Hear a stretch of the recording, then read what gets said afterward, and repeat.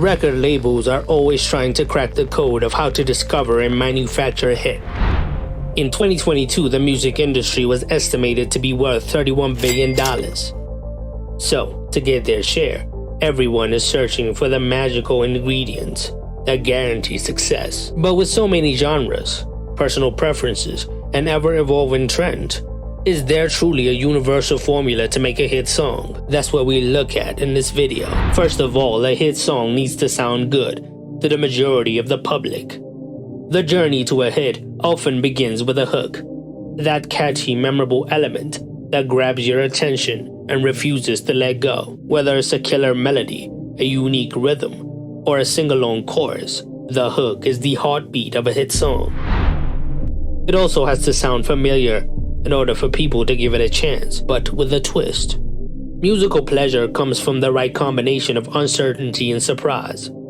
So hit songs tend to simultaneously conform to the trending sound, with some degree of newness and individuality. They have to sound similar to whatever else is popular at the time, but also have enough of a unique sound to help them stand out. Throughout the last century, tastes in popular music have evolved to encompass a wide variety of styles. Music trends undergo rapid changes in short periods, as popular music genres change with time. Timing is everything. Hit songs are often in sync with cultural trends and the musical landscape of the time. Whether it's taking elements of a popular genre or tapping into social movement, hitting the right notes at the right time can propel a song to the top of the chart. In the 50s and 60s, the prevailing genres were rock and roll and pop music, with artists like Elvis Presley and the Beatles dominating the charts. The 70s were dominated by disco, with artists like the Bee Gees dominating the charts. Meanwhile, rock continued to evolve with genres like punk and progressive rock, offering a diverse soundscape for hit songs. The 80s were defined by the rise of synthesizers and the birth of synth pop in the new wave. Artists like Madonna and Michael Jackson became legends in the decade. The 90s witnessed the rise of grunge and alternative rock, with bands like Nirvana and Pearl Jam dominating the charts. And power ballads became a surefire way to score a #1 song.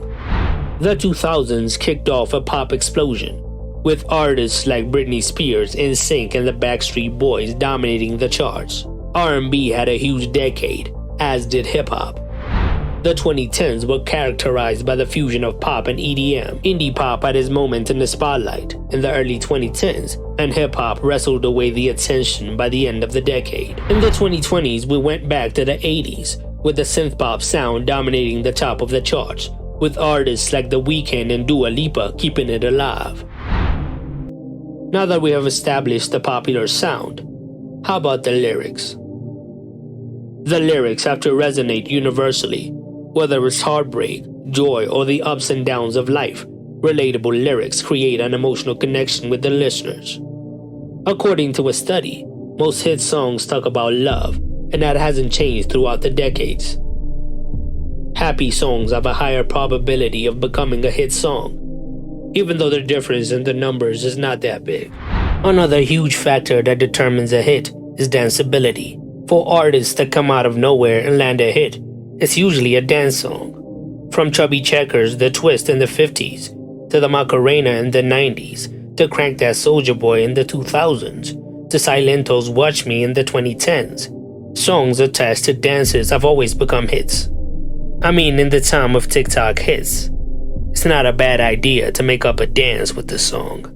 So, a fast tempo around 150 beats per minute, paired with uplifting, happy lyrics about love, is the combination that is most likely to score a huge hit.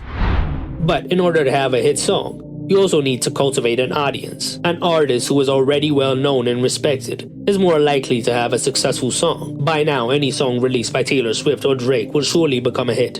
In order for a single to find an audience, there needs to be a strong marketing and promotion campaign, and that has evolved throughout the years. In the early days of the music industry in the 1800s, music spread through word of mouth, printed copies of sheet music, and traveling performers. The rise of technology helped the consumption and promotion of singles. The invention of the phonograph in the late 19th century allowed songs to be recorded and played back, and the introduction of the tape recorder helped artists such as Frank Sinatra and Ella Fitzgerald profit from radio exposure. The rise of the radio in the early 20th century provided a powerful platform for playing songs nationwide. Musicians performed live on radio shows, reaching a wider audience and gaining recognition. Radio stations then began to influence record sales.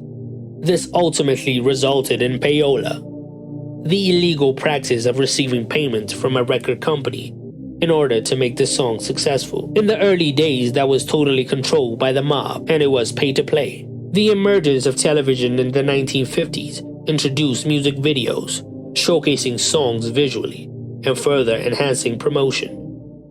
The Ed Sullivan Show was the biggest place to promote music, as it was instrumental for the success of legendary artists like the Jackson 5 and the Beatles. MTV's launch in 1981 created a new era of music promotion, with music videos becoming an integral part of a song's success. This era saw the rise of the video stars and the increased focus on visual storytelling alongside music.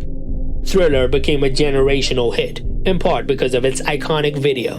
The rise of CDs and cassettes in the 1990s made music portable and accessible, allowing fans to purchase and carry entire albums with them. Since the early 2000s, the internet has revolutionized music marketing and promotion. Online platforms like YouTube allowed artists to share their music directly with their fans, bypassing traditional gatekeepers. American Idol was also responsible for a lot of chart toppers in the decade. The rise of streaming services like Spotify and Apple Music in the 2010s has transformed the way the music is consumed. Instagram in the late 2010s and TikTok in the 2020s became the biggest platforms to promote music. Old Town Road was the first song that became huge because of TikTok. Going into the late 2020s, AI would surely have a significant impact, as it can be used for personalization, recommending songs to listeners based on their past preferences, and creating targeted marketing campaigns. So by combining all these elements, you can increase your chances of landing a #1 hit. So, is there a formula for a hit song? The answer is both yes and no. While there are elements that statistically tend to be present in many popular songs, there is no guaranteed formula. Authenticity, originality, and the ability to connect with an audience emotionally are crucial factors that cannot be replicated. Even though multiple studies have been conducted, they have all concluded that there is no magic formula yet that could predict a hit song, and I'm happy about that.